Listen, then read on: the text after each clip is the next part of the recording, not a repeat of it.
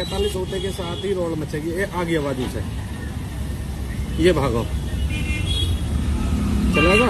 अब ये बाहर से दुकान में से आकर उससे बताएगा देविंदर है। जो आदमी करीब पहले से ही घर के बाहर खड़ा हुआ, मैंने कहाँ से आग लगा दी।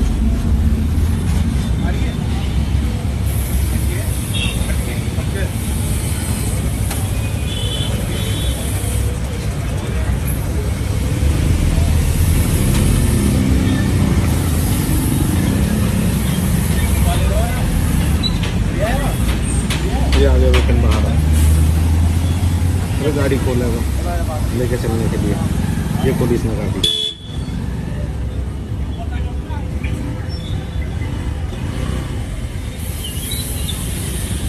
और सब में भागा दौड़ी बच गया। 21 अगस्त की शाम के करीब 5:30 बजे ग्रेटर नोएडा के सिरसा गांव की खामोश गली में अचानक चीखें गूंजने लगी। 27 साल की निकी भाटी जिंदा आग में झुलस गई।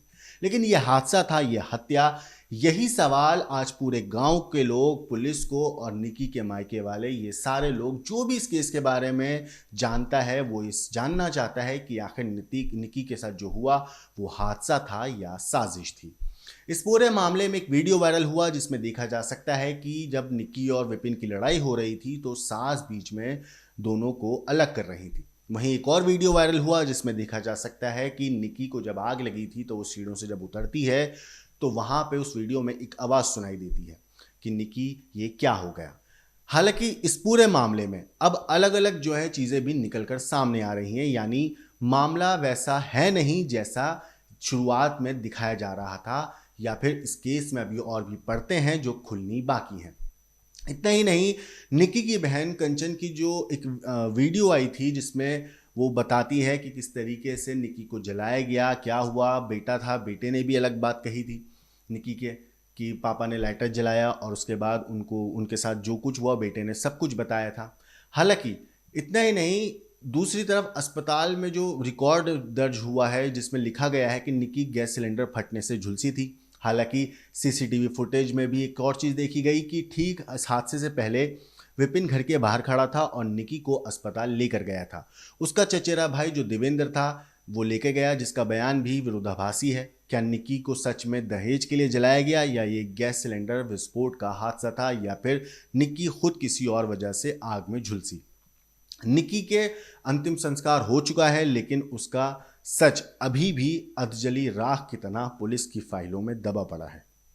सोशल मीडिया पर कुछ क्लिप्स भी वायरल हुई हैं, विरोधाभासी बयान भी वायरल हुए हैं और कंचन के लगातार बदलते आरोप भी वायरल अब हो रहे हैं।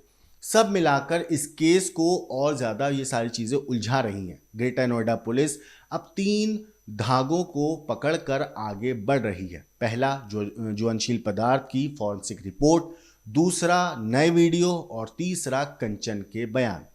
ये तय करेगा ये तीनों चीज़ें कि निकी की मौत एक हादसा थी या फिर दहेज की आग में झोंक दी गई एक बेटी की चीख थी।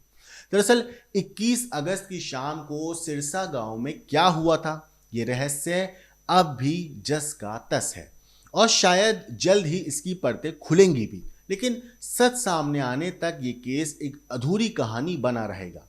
एक ऐसी कहानी दोस्तों जिसमें हर सबूत, हर बयान सिर्फ उलझाने के लिए ही आगे बढ़ता जा रहा है, क्योंकि जो चीज़ें सामने आ रही हैं उसमें अलग अलग एंगल से, अलग अलग तरीके से, अलग अलग बातों को सामने रखा जा रहा है, जिसमें ये चीज़ समझ में नहीं आती है कि आखिर इस पूरे मामले में माजरा है क्या, केस को किस तरीके से दिखाया जा रहा है।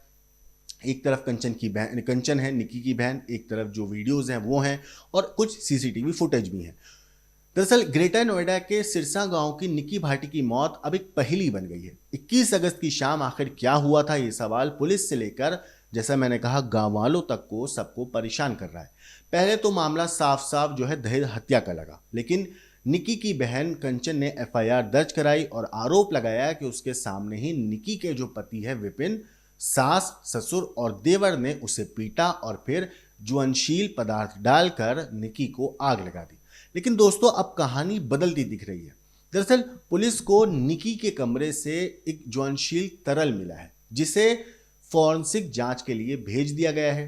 इतना ही नहीं, कई वीडियोस क्लिप भी है सामने आए हैं, कई सीसीटीवी फुटेज भी सामने आए हैं। एक वीडियो में जो है निकी की सास दयावती बेटे और बहू का जब झगड़ा हुआ था, इस दौरान झगड़े के दौरान दोनों को अलग करती दिख रही है। दूसरे वीडियो में किसी महिला की आवाज सुनाई देती है, ये तूने क्या कर लिया बहन। अब पुलिस को इस मामले में शक है कि आवाज शायद कंचन की हो सकती है, यानी तस्वीर साफ नहीं है, सच और आरोप दोनों अलग अलग नजर आ रहे हैं। इतना ही नहीं, पुलिस को एक सीसीटीवी फुटेज भी मिला है जिसमें घटना से ठीक पहले, जब ये पूरी वारदात हुई थी उससे ठीक पहले जो विपिन था वो घर के बाहर खड़ा दिखाई देता है। और याद दिला दूं आपको कि विपिन का पुराना रिकॉर्ड भी वैसे साफ नहीं है। पिछले साल उस पर एक लड़की जिसका नाम प्रीति है, उससे मारपीट और धमकी देने का केस दर्ज हुआ था।